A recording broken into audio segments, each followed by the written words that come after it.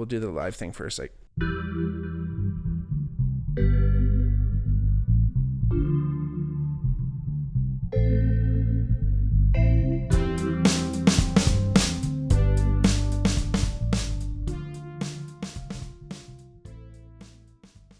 hey everybody, welcome back to the Bigmark podcast. It's me, your host, Bigmark.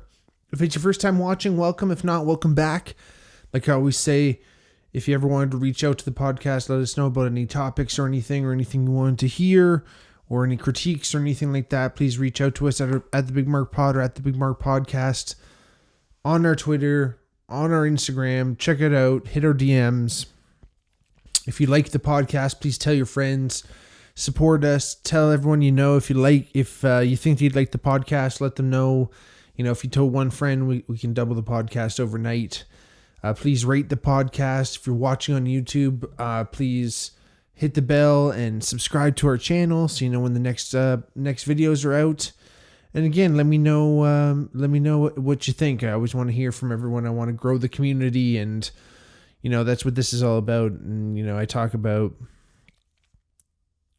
this podcast being, you know, covers everything from sports to psychedelics, and you know, I try to meander through that line as much as I can and you know, work my way as much as I can across that spectrum. And again, you know, the thing is that the bottom line is that some of the stuff that's a little bit more on the extreme ends of things, you know, it's a little bit more controversial, juicy, whatever you want to call it. And, you know, I've been meaning to do this episode for a while because I've always wanted to go through a lot of the, I guess it's considered potentially one of the classic psychedelics, but again, going over this psychedelic is an interesting one for me because personally, I've only had a little bit of experience with it, and the little bit experience I've had has been generally positive. But overall, it's been a strange relationship just personally, but anecdotally I've heard such great things, and we're talking about MDMA today. Molly, X, you know, whatever you want to call it. It's a popular drug today. You know, a lot of kids are doing it on the street kind of thing. A lot of people are doing it. Especially around like music festivals and things like that. But another major thing about it is that it's being used majorly in psychedelic therapy and just general psychotherapy treatments. So MDMA, as we all know it, the long form scientific name for it is 3,4 methylene deoxymethamphetamine. Methylene deoxymethamphetamine, or MDMA, commonly known as ecstasy. Normally that's the form found in a tablet, usually sold on the street in like a little tiny pill, but like shaped as many different things. Again, it being illicit. A lot of drug manufacturers pressed the pills into like funny little shapes or like little different. I remember on The Sopranos, there's a scene where one of the dudes is selling ecstasy and he's talking about different shapes that they're selling, and they're in Jersey. And I guess he sold some pills that were in the shape of the Maserati logo before, and he had some in the like the Mercedes logo, some shit like that, right? So again, it was all marketing, but that's how you usually find it. And that's when it was known as ecstasy. And that's more so kind of in the late 80s, 90s, people were doing ecstasy. But in today's day and age, it's mostly known in its crystal form as Molly or Mandy, which I came across in my research, which I thought was interesting. X, Beans, and Atoms. Thought was a really interesting one. Hey, yo, son, you got any atoms? I guess MDMA, atoms, A, and there's D. I guess it's like fuck. It's a tough one. God bless the Addams family. So it is a potent empathogen or entactogen, which I thought was a really interesting designation for a drug, because what it really means is that it enhances emotional communion, oneness, relatedness, and emotional openness. And so I guess all those effects, you can kind of see why it would be useful in the clinical setting. You know what I mean? It also has stimulant properties, which again, paired with those other feelings is primarily why it was used in party settings, right? Like this stimulant factor, on top of this emotional communion and good vibes and oneness and, relatedness and emotional openness, right? Like all that together, obviously resulted in an effect that, this is why people took the drug in a party setting, because, you're jiving, you're dancing, you're getting after it. The music's pumping. The drug is enhancing basically all those good feelings you're already having. So the beneficial pharmacological effects include altered sensations, increased energy, and pleasure. Again, all those feelings relating back to the party scene. When taken orally, effects can last from 30 to 45, can begin in 30 to 45 minutes and last for 3 to 6 hours. So again, all this, it's, as I'll get into in a second, it's not that when a drug like this comes out or is first created or manufactured or, imagined, so to speak, it's not created with the idea that it's going to be a party drug. I mean, yes, don't get me wrong. There's designer drugs out there with the sole intent to get people high. But when it's first ever done, when we're first stumbling across a drug that we've never seen before, like Merck did in 1912, they didn't know that it was going to be this party drug. They actually were trying to make a drug that was going to stop excessive bleeding. But because of the effects of this actual drug they found in doing clinical tests, they said, someone along the line said, hey, you know what? This would probably be good if we took it like at the bar or at the club or whatever. You know what I'm saying? So like I said, MDMA was first developed by Merck in 1912, drug company, to stop excessive. The initial idea when they started the research was to create a drug to stop excessive bleeding. And then throughout, again, this is where my research got a little bit strange. I kind of felt like Gandalf going to Minas Tirith trying to do a little bit of research, or wherever he went. I think it was Minas Tirith.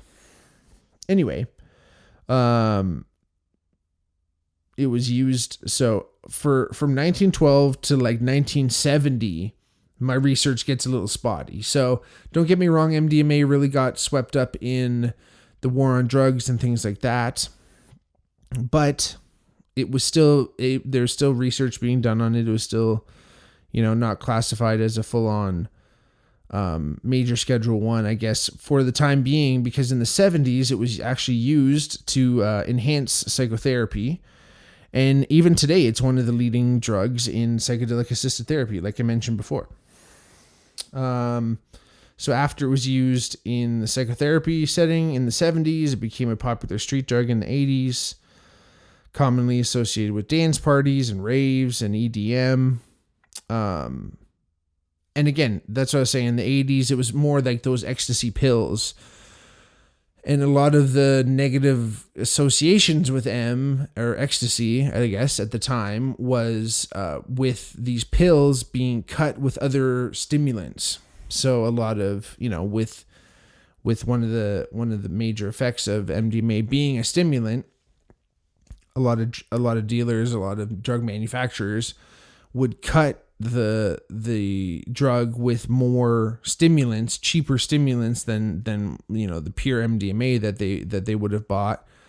They would have mixed that together to make their product last a little bit longer, to make it stretch out a little bit longer, get a little bit more bang for their buck. So a lot of people were having negative effects or negative side effects, not from the MDMA that was in the ecstasy itself, but from those other adjuncts that were added in. Because in the clinical setting, MDMA isn't usually associated with really heavy duty negative side effects. And the way it actually works in the brain is that it works by increasing the release of serotonin, dopamine, and noradrenaline. So again, it makes sense to think that, when you're doing that, and when you abuse the drug or not overdose in the sense that you're going to wind up in a hospital overdose, but like take too much of the drug or on too much of a consistent basis where you might throw off some of that equilibrium, right? Because again, that's how the human body works. When we're taking any drug, and in no way, I should have started this off with a disclaimer, but in no way am I telling anyone to do these drugs or anything. But inherently, anytime you do a drug, your body is working to get back to equilibrium. It's working. It's trying to get a sense, or to get back to that baseline. So, even if it's something like coffee, right? So when we drink coffee, the caffeine goes in and blocks the adenosine receptors in our brain. There's not necessarily a rebound effect there, but that buildup of adenosine doesn't go away. It's still there. As soon as your caffeine wears off, the adenosine's going to come in.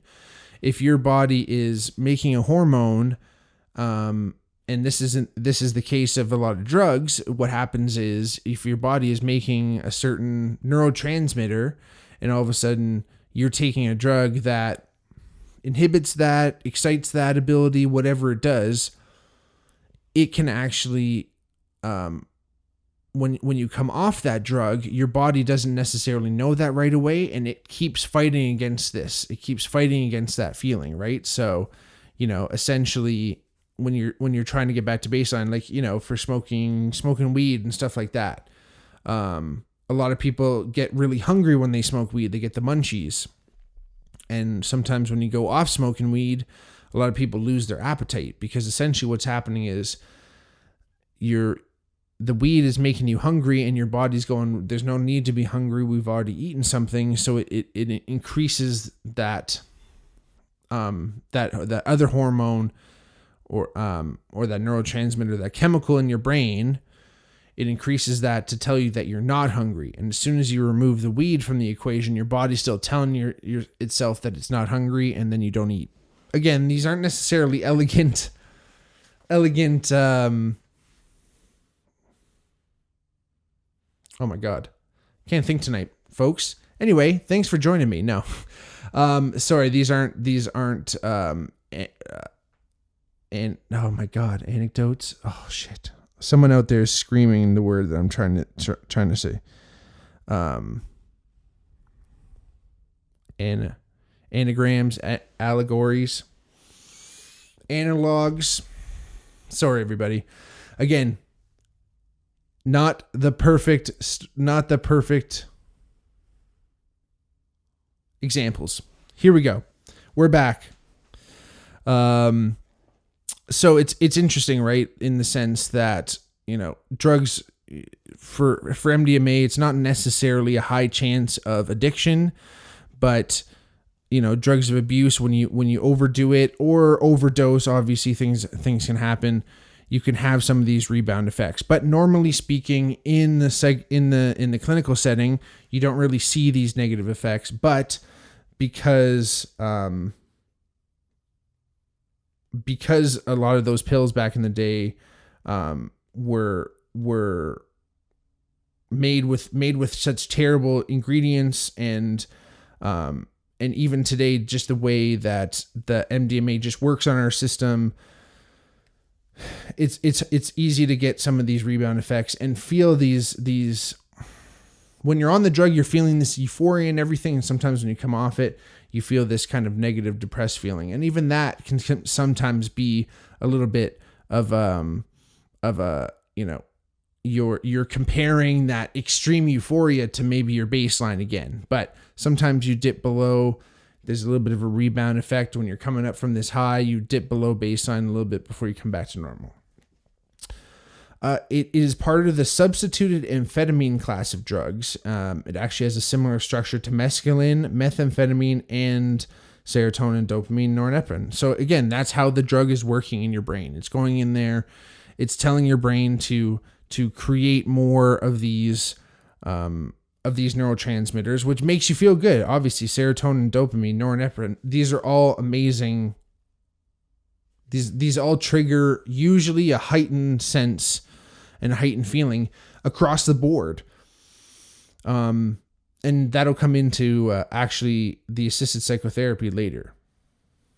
So again, we'll get into the effects a little bit more here. Again, 30 to 60 minutes after oral ingestion. That's when effects start to come on. The peak is at about 75 minutes, plateau around 3.5 hours. So it kind of reaches a point and kind of that feeling stays there for about 3.5 hours. And I'm talking euphoria, increased self-confidence, that entactogenic effect. So you're feeling this like oneness with the world, dilated pupils, relaxation, a sense of inner peace, increased emotionality, mild hallucination, enhanced sensation, perception, or sexuality, and altered sense of time. And again, I wish I had a little bit more experience with this drug, because again, I've had so many people, a lot of my friends say that it's such a great drug. They've had so much fun. But a lot of the times I've done it, I've just straight up, I felt like I honestly felt angry. And again, I think that's the interesting thing that I'll get to in a second. And this is what might have been happening, is that because I maybe wasn't taking high enough dose, because again, obviously I'm a big guy, 6'7", 325 pounds, let's just say right now. I usually have to take a little bit more than the average person because I'm larger, I have more body mass, things like that. That goes for Tylenol, that goes for all types of different things, right? Just larger in general, more blood volume to deal with all this shit. So maybe I just haven't taken enough, but the times I've taken it, literally, I felt angry.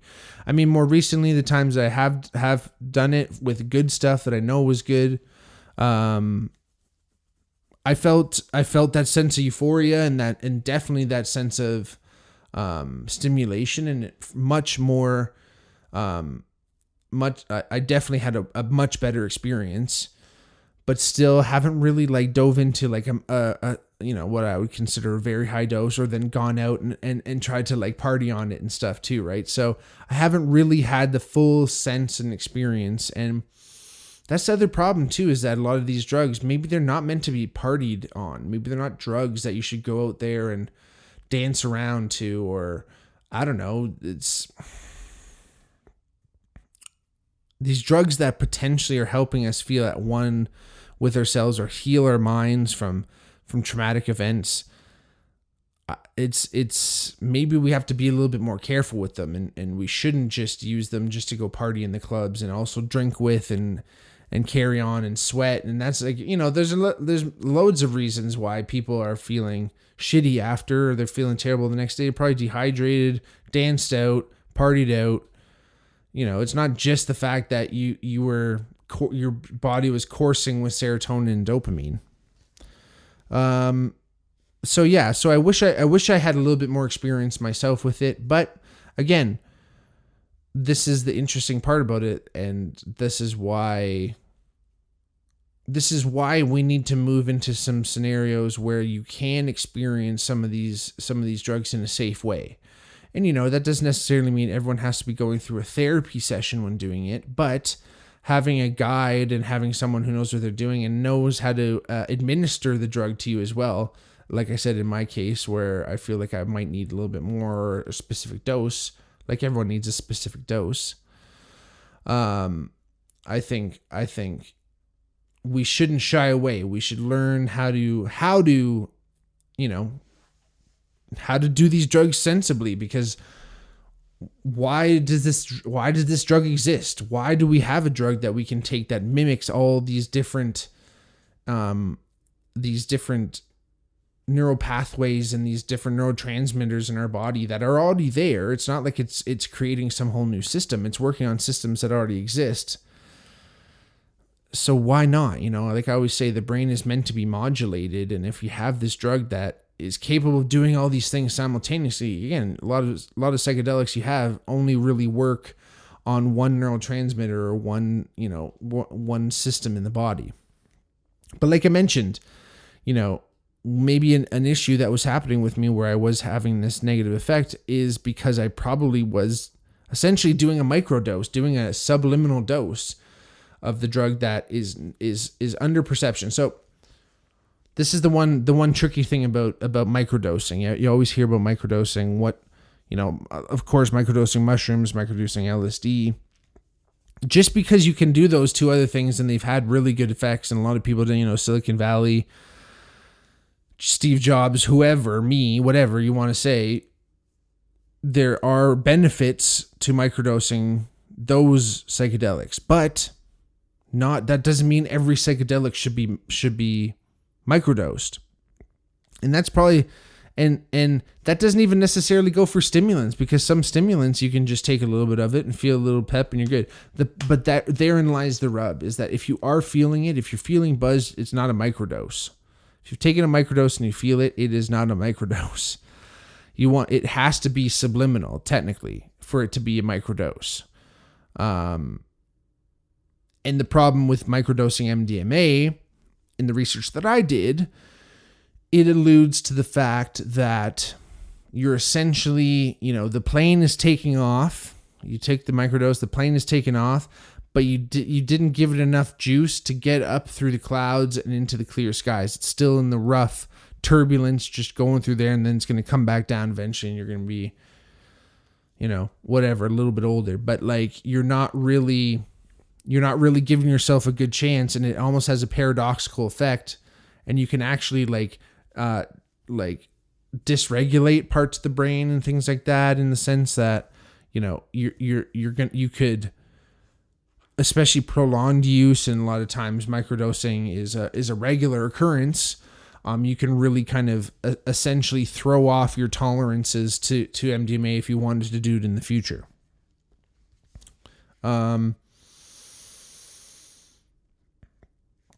But one of the big things I did want to talk about today and finish up with today was MDMA assisted psychotherapy. One of the major disorders that MDMA assisted therapy has been found to help with is post-traumatic stress disorder. So post-traumatic stress disorder obviously comes from a traumatic event, and essentially you've been traumatized to the point where your fear response, your trauma response, your stress response is way out of whack. It's on high alert more or less all the time. I mean, there's different kind of forms or presentations of post-traumatic stress disorders, but major post-traumatic stress, disorder includes a persistent feeling of, there's constant danger looming, or again, any loud noise can set you off, or again, there's a cascade of emotions just brimming at all times that any little thing can set it off, and all of a sudden you snap. And, veterans and people who have witnessed violence or other events in life, suffer from this. And it's usually treated with cognitive behavior therapy, eye movement reprocessing, and psychodynamic psychotherapy. And the idea is you want to get the patient into the optimal arousal zone, which is a place where the patient's emotions are engaged, but it's not an overwhelming feeling. You're thinking about those thoughts. You're feeling, that boiling pot that's about to bubble over. It's a rolling boil, and it's going, and it's near the edge, but it's not gonna boil over, and you don't want it to boil over. In fact, as a therapist, and if you're dealing with a patient has that has PTSD and you trigger that and you let the pot overboil, you let it get out of hand, it can be just as traumatic as the event that caused the PTSD. So you got to be very careful, again, with anyone that has post-traumatic stress disorder. But what research has found is that MDMA actually helps patients stay in this optimal zone, which is really interesting because, again, that doesn't mean you should be more careless as a practitioner, but that just means it's a little bit easier to kind of guide the ship. And those PTSDs, the PTSDs, I mean, I guess the post-traumatic stress disorders, but the issues that can stem from PTSD are due to uncontrolled responses from the amygdala. And MDMA actually increases the production of oxytocin, which reduces the amygdala response and actually helps memory reconsolidation. So again, essentially, PTSD patients have tied memories to this sense of immediate threat, this sympathetic nervous system fight or flight response to an immediate threat. They've tied to these memories so that when they think about these memories, it's as if those memories are happening right in that moment. And with this increase in oxytocin caused by the MDMA, this memory reconsolidation can actually separate the memories from this sense of immediate threat, and you can kind of reframe those memories as just memories and then have those feelings be dealt with in another way. And in 2018, MDMA was actually identified as a psychoplastogen, which means it's capable of promoting neuroplasticity. So again, talking about that whole memory reconsolidation in the amygdala, you can actually rewire parts of the brain essentially physically and help patients avoid these symptoms. You know, it really makes me think about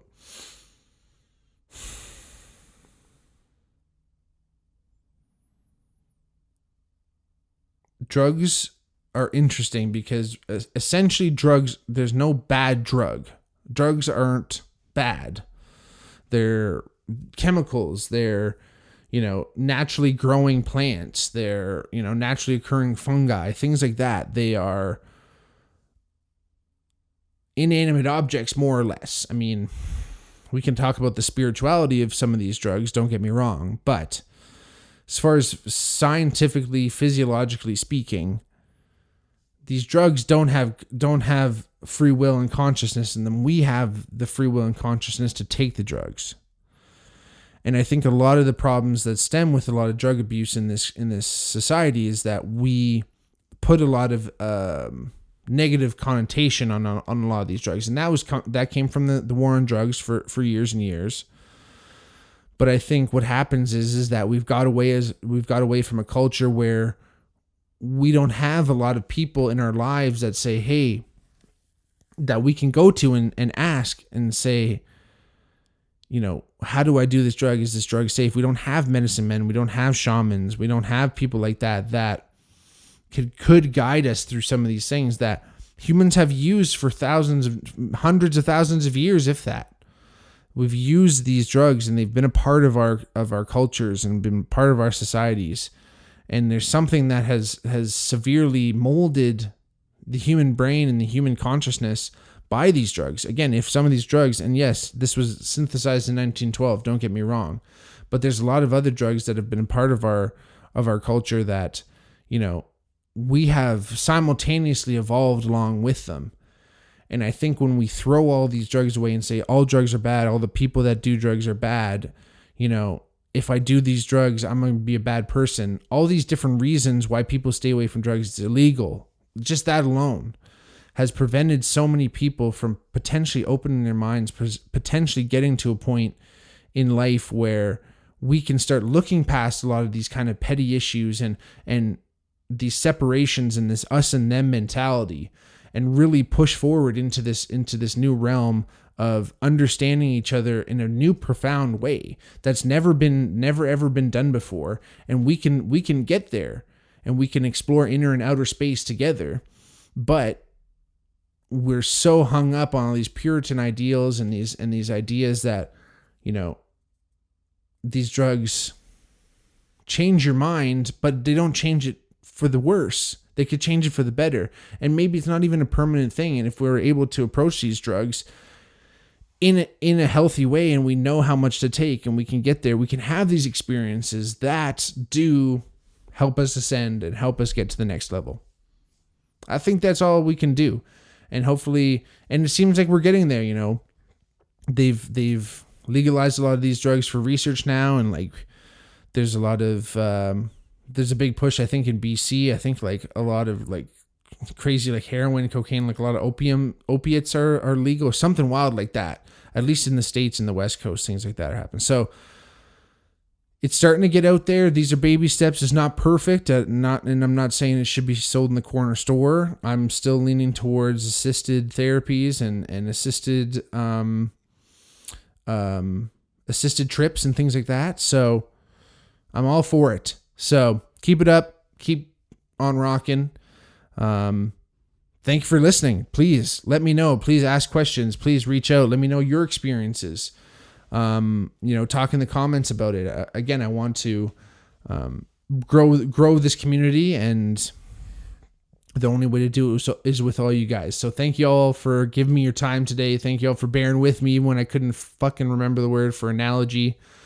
And check us out on our Instagram or our Twitter at the Bigmark Pod, at the Bigmark Podcast. DM us there with any ideas for podcasts or any critiques. If you wanted to donate to the podcast, check out our Patreon, patreon.com/thebigmarkpod. Please reach out anytime. Rate the podcast if you're watching on YouTube. Subscribe and like the video and subscribe to the channel. And again, thank you so much for watching. Tell your friends. Get out there. Party hard. Party safe. Doot.